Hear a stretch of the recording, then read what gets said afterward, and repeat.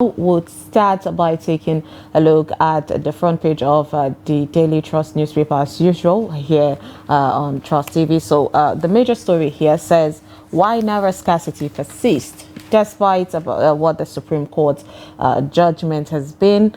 The writers there says queues for cash resurface and POS operators hike the charges. Banks ration withdrawals, complain of cash limit.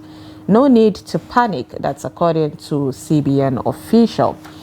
Now, below the headlines there, it says that ECOWAS reopens talks with Niger junta and demands short transition roadmap. 2024 budget, Works Ministry to spend 1 billion naira on grass cutting, 3.1 billion naira on vehicles. Senators donate salaries to victims of Kaduna village massacre. Below that, we see a pictorial of the ECOWAS Commission and president, president of member country. Beside the pictorial, we have Africa after spending airport concession, the federal government's budget 85 million naira for consultancy. Poor primary healthcare fueling maternal and child deaths. That's according to presidency. 16 killed, 27 injured in Kaduna-Abuja auto crash. A sad situation there. We have after Daily Trust report, the federal government goes after kidney traders. Now, these are some of the stories on the Daily Trust newspaper this morning. And let's move on to the Guardian newspaper this morning. It says, assets declaration, 6 months on Tinubu's net worth. Unknown. That's according to CSOs who are kicking on that. And there is, as usual, the digest of how all these things are panning out. So beside that, we have disclosed how much oil Nigeria produces, exports, and that Sarab tells the NNPC. I mean, it's one of the things we spoke about this morning. The federal government secures 100 electric buses from Owando. We have $7 trillion yearly funding worsening climate land crisis, report finds. Time to reorganize and adopt state policing. And we have 109 senators donate their December payments to Tudimbiri drone victims. Nigeria lost over 15 multinationals in 3 years. And ECOWAS team negotiates with Niger on a return to the civil rule. Now, these are some of the stories that you would find on the Guardian newspaper this morning. The Punch newspaper carries major stories saying Dangote refinery, the diesel jet A1 hits market January and petrol delayed. The writer there says that the piecemeal crude oil supply delays PMS and 2 others. Marketers welcome aviation fuel and diesel production. Africa's largest refinery expects supply of 5 million barrels of crude beginning from late January. The federal government to spend 837 billion naira on 2,254 roads and bridges. We have Akeredolu, Assembly wants probe signature forgery allegation, says the lawmakers. And there's a pictorial of Niger ECOWAS panel to resume talks on more sanctions and loom. At the top of the page, we have external reserves fall by $520 million in 5 weeks. That's according to the CBN. Nigeria's revenue not enough to support the development, says the IMF. The PFAs make 8 trillion profit for pension investment or from pension investment. Now, these are some of the stories that you find on the Punch newspaper. The Nigerian Tribune, top of the page, says the coup, Tinubu wants transition plan for Niger, Mali, and others, and harps on good governance to address citizens' concern. ECOWAS authority directs standby force activation in kinetic mode. We have Clark to Tinubu, applied doctrine on necessity to resolve Ondo impasse, condemns the sharp division between Akeredolu, Ayedatiwa camps, and lawyers differ on forensic report on Akeredolu's signature. The major story here says importers, exporters incur losses as exchange rate hike bites. And review exchange rate policy, the CPPE tells the CBN. You find this story on page 6. The Senate committee query, NPA clarifies $852 million. That's about 100 or 1 billion naira levies flagged in audit report. How NJC overruled the FJSC on Supreme Court. Kano High Court judges nominations. 16 dead, 27 injured in Kaduna-Abuja expressway accident. The federal government mulls on bundling regional discos for states to have more stakes. We have, okay, that's about what's happened on the commentary. We have Kanu's Southeast Security, Ohaneze Indigbo to table key demands before Tinubu. Cash crisis hits, anger spreads, and POS operators hike the commission. There is sufficient stock for economic activities. That's the CBN assuring Nigerians. Tough times for Nigerians as developers increase house prices by 70%. Now, these are the some of the stories on the Tribune. Let's move on to the Daily Times newspaper this morning. It says from the top of the page there, economy, federal government borrowing anti-people, wasteful, unconscionable. That's according to the Catholic Bishop's leader. Below the headmaster there, it says the rising kidnappings, security agents battling to block replay of Jonathan era Abuja insecurity. I mean, there's tension in nation's capital. Terrorists invade Kaduna communities. Casualties unknown. Residents flee. How bandits kingpin Jan Bros followers were killed in Niger. That's according to NAF. Below the pictorial there, that's a pictorial of some of the suspects, and then of impounded truck of suspected illegal oil pump in Rivers State that were arrested by the operatives of Intelligence Squad of Nigerian Security and Civil Defense Corps. We have man allegedly kills mother, sister, and nabbed by police in Enugu. Now, these are some of the stories on the Daily Trust or Daily Times newspaper this morning. Well, let's take a look at the Business Day. The front page there says bureaucracy stuns 60% of Nigeria's oil blocks. Major story says Flutter Wave plots African remittance dominance with 13 U.S. licenses.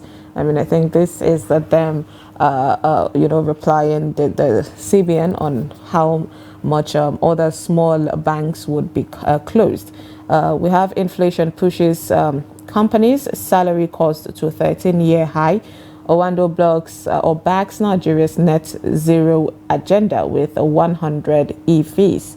Dangote refinery here next steps after the first crude delivery. Now, these are some of the stories on the Business Day front page. So right now we have Suleiman Obagaya, the CEO, Sky Limits Media Group editor and former deputy president of the Nigerian Guild of Editors, joining us to review the front pages of the National Daily this morning. Good morning, and thank you for joining us. Thank you for having me. Okay, there's been a lot happening in the country. Let's start with what is biting us hard. Now, it's coming back to the pre-election era where there was, cash crunch. And already, the Supreme Court already made a judgment that it still remains legal tender. We're talking about the old Naira notes. So why is the situation like this, even with that kind of judgment from the Supreme Court? The same thing is happening again, over again, when one thing we will never forget is how much Nigerians suffered, citizens suffered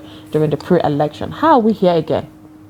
Well, it is sad that we are finishing the year 2023 on this very sad note. As you rightly captured it, we started the year on a similar note in what has since emerged as Godwin Emefiele's gross inefficiency in running the Central Bank of Nigeria.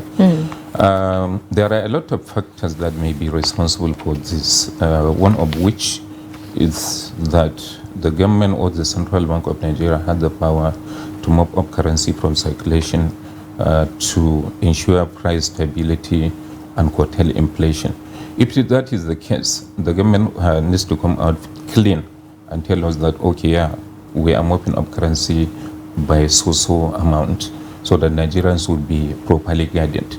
But beyond that, what we know is that as far back as October, that is as far back as 3 months ago, a lot of Nigerians started on their own mopping up cash. I mean, hiding cash in the anticipation, returning the old Naira to the banks in the anticipation that it will cease to be in circulation by December 31st, and they didn't want to be caught unawares. So that, from that October till now, the CBN must have realized what was happening, and I wonder where their intelligence unit, because they have an intelligence unit. I remember 2 years ago when I delivered a paper at the National Institute for Security Studies, one of the participants was a central bank staff, and I remember asking him, what are you doing here, Institute of Security Studies? And he told me he works with the intelligence unit of the CBN. You know, so where is the intelligence unit? Why didn't they foresee this kind of situation and try to curtail it, you know? So it's so sad, honestly, that the central bank has not been able to implement some measures to curtail this kind of situation. What about you know, at least creating awareness and letting people know? Because the fact that Nigerians are having panic now and returning the old Naira note to the bank, and then right now they can't even get access the old and the new Naira note in general. How about the central government actually trying to create awareness in order for people to know that these things, it's okay for you to keep using it? What can the central government do at this point now, since we already know that they have, you know, been a step behind when it comes to curbing the situation before it gets to this point? Honestly, it speaks of inefficiency.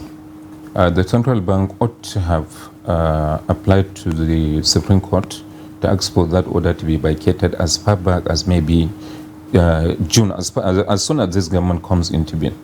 You know, the Supreme Court directed that the old and the new Naira notes should continue to be in circulation till the end of the year. So when the new government came into being, and especially after the confirmation of Cardoso as the new central bank governor, the expectation was that they were going to apply early enough to the Supreme Court, you know, to apply for the vacation of that order. Unfortunately, that was only done 2 weeks ago, after the damage has been done, after a lot of Nigerians, occasioned by panic, started returning the old Naira notes to the banks.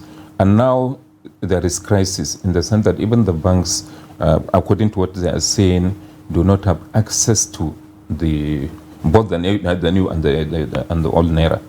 So, which means, of course, as we are very much aware, as soon as customers return money or deposit money to the deposit money banks, they also keep it in the vaults of the CBN.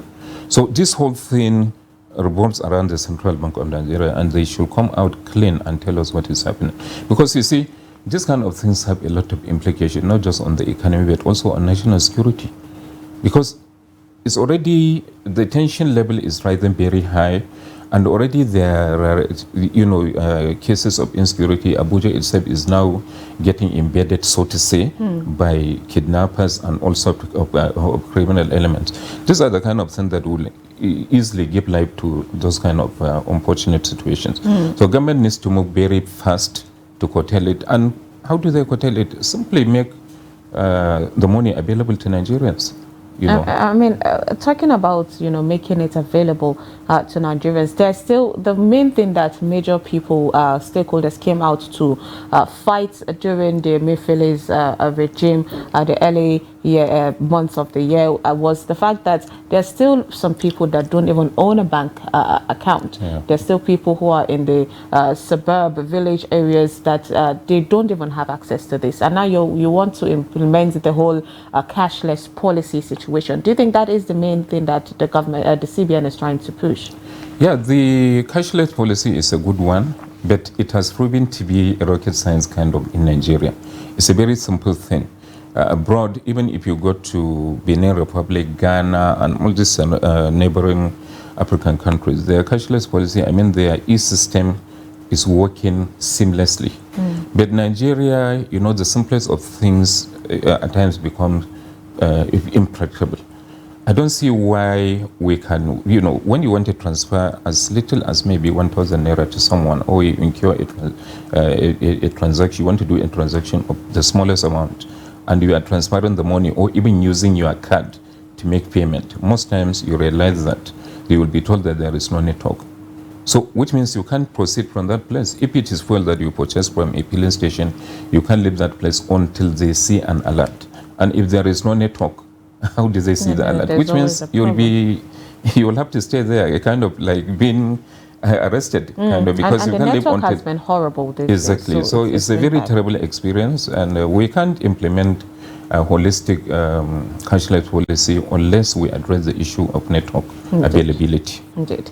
All right, away from that, let's take a look at the report that the Daily Trust and Trust TV investigation revealed on the kidney, selling that is happening in Nigeria, and then the federal government also, replying to it, saying that right now they are going after the kidney traders. What do you think? How do you think we can manage this situation?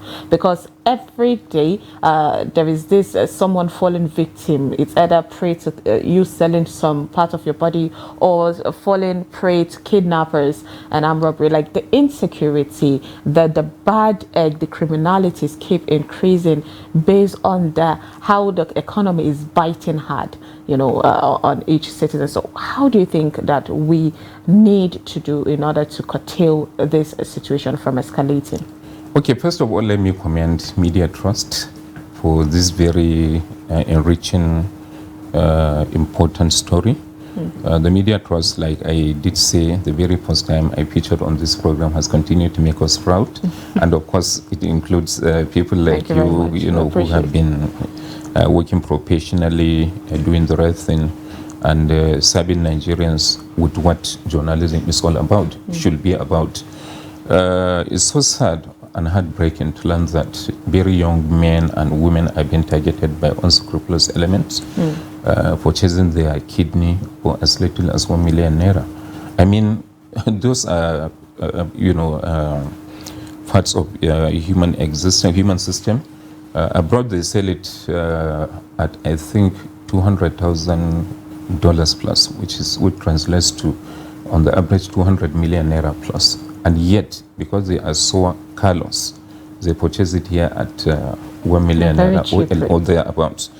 But the whole issue is, I think beyond that, we should look at the bigger picture of the fact of the desperation on the part of young Nigerians. What it means is that there is increasing hopelessness in the country or in the system. Because it's only when you are hopeless, occasioned by the system, that you can sell your kidney, a very vital organ, that keeps you alive. And see, I saw your reports on Trust TV, and also read in the Daily Trust how young men of 13 years, 14, 15 years are selling their kidneys. And imagine someone, an adult, taking advantage of these very young people who are yet to differentiate their left from their right. And they are brainwashed not to tell anybody. Exactly. So that is thoroughly heartless. And honestly speaking, you guys need to be commended and, of course, even rewarded by the Nigerian government for shining light on this very, very serious matter. Thank you so much. All right, away from that, let's take a look at the budget division. We're still in the process of checking how the appropriation of budget is and the allocation, and how everything needs to the I's need to be dotted and the T's need to be crossed. Now earlier there was that circulation of how misappropriation of funds are being done in different government sectors. So right now we have the Works Ministry saying that they want to spend about 1 billion naira on grass cutting, and then 3.1 billion naira on vehicles. Now we're back to that acquiring of vehicles again. Do you think that it's one of the, is that a best or a nice thing to do at this point when Nigerians are seriously in the need for help, for support? I mean, the refineries are just there back and forth, and people thought it was going to cushion the effect, but then we're still stuck. So is this a right step to do? Well, honestly, it's amazing, the obsession of Nigerian officials with vehicles. I mean, the other day, 2 weeks ago, I remember in this very studio, we discussed about how an official, head of an MDA, the Nasen, went away with, I think, 32 or 38 vehicles when he was removed from office. There are reports last week, end of last week, that the Zamfara state government was able to recover 48 vehicles from the former governor and officials of his government.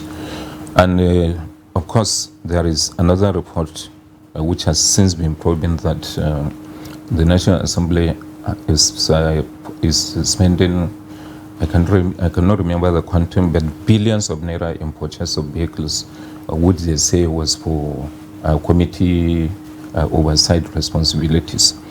And now look at it, the Federal Ministry of Works spending 3.1 billion naira on vehicles.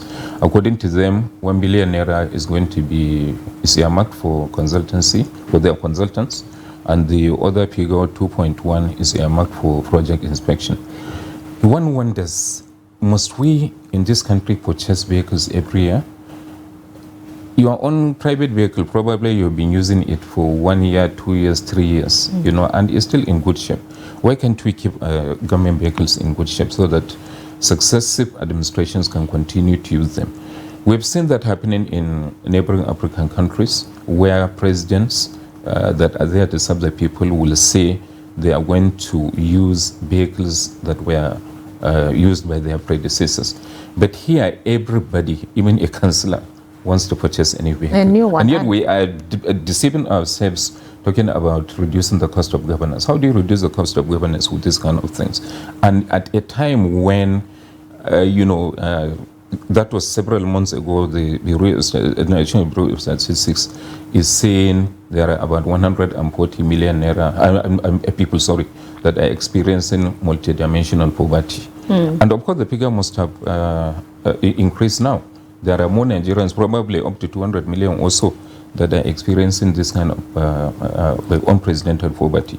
So I don't see why our governments at various levels, whether Ministry of Works, and of course, if you look at other ministries, it's going to be virtually the same thing. The chief executive having several vehicles for himself. His wife is going to have maybe 2-3 official vehicles. I mean, that's the same thing that is happening. Talking about how people don't leave the previous administrations, things that they use in order to continue. I heard of what's happening in Sokoto, where they called the deputy governor to the former, to return the cars he took away with, and there's about 10 to, I think, 16 cars still with him, which is to the point that we should not even be in the first place carrying cars after leaving an office. I mean, it's meant for the office to work with it, to operate with it. But a really sad situation. There's this asset declaration that I want us to talk about quickly. That's on the front page of the Guardian newspaper, saying that 6 months on, Tinubu's net worth is still unknown. And now, one thing that people are pushing is that civil societies and Nigerians should ask questions. So now the CSOs are asking the questions. I mean, how can someone, come out, be a president without declaring his net worth? I mean, isn't that what declaration of assets means when it comes to politics and offices? You see, unfortunately, the Code of Conduct Act does not make it mandatory for the president or any holder of a political office to declare his assets publicly. You can do so privately. Just fill the form, send send the necessary attachments to the Code of Conduct Bureau, and that is all. It won't be revealed. It will be kept under lock and key, unless or until you give the directive for it to be made public. And of course, it will have been to the credit of President Tinubu if he were to declare his assets publicly, because that is a transparent way to do it. And beyond even that, he should compel the National Assembly or convince the National Assembly to change the law and make it compulsory for all holders of political offices to compulsorily declare their assets publicly. As it is now, the secrecy around it does not work well for Nigeria. What it means is that anybody can steal money in trillions and just hide it under the cover of the Code of Conduct Act. And then nobody would know the right questions to ask. Exactly, nobody will ever know. All right, quickly, ECOWAS reopens talk with Niger junta. I mean, we were at the point that everything was a bit quiet, but then right now they're back again at the table with, there is more scare of, other military takeovers planning to happen in Africa. So what is your take on that? Well, you see, when you have a recalcitrant son or daughter, you need to be very, very careful the carrot and stick approach you are going to deploy in dealing with such a naughty child. Niger or its junta has proven to be such a naughty child to the ECOWAS. The ECOWAS has been faced with what I will call Hobson's choice, unable to really decide what to do or how to deal with the Niger situation.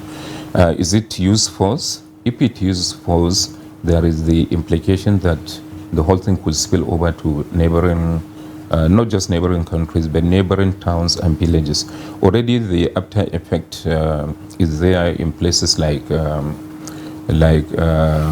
I've forgotten the name of this town. So many, in fact, countless number of villages and towns that are nearest to Niger Republic.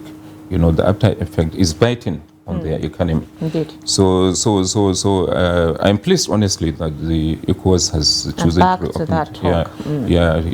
And of course, the demands are very reasonable, that the transition should be short and realistic, and of course also that President Bazoum should be released. It's so sad that the man has continued to be in detention since July, when the same security, the very people that were saddled with the task of securing him decided to betray him.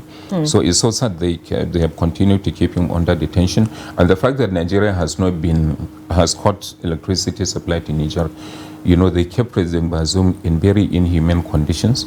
The junta said they will not supply him with electricity until Nigeria restores electricity so to the country. They are using him as a hostage, which is a really sad situation. But anyways, one of the things that the ECOWAS also pushed for, the President Bola Ahmed Tinubu pushed for, was the fact that there should be good governance in order not for people to even be tempted to do the military coup. Well, thank you so much, Suleiman Obagaya, CEO, Sky Limit Media Group editor and former deputy president of the Nigerian Guild of Editors. Thank you so much for your time, as usual, in dissecting the front pages. Okay.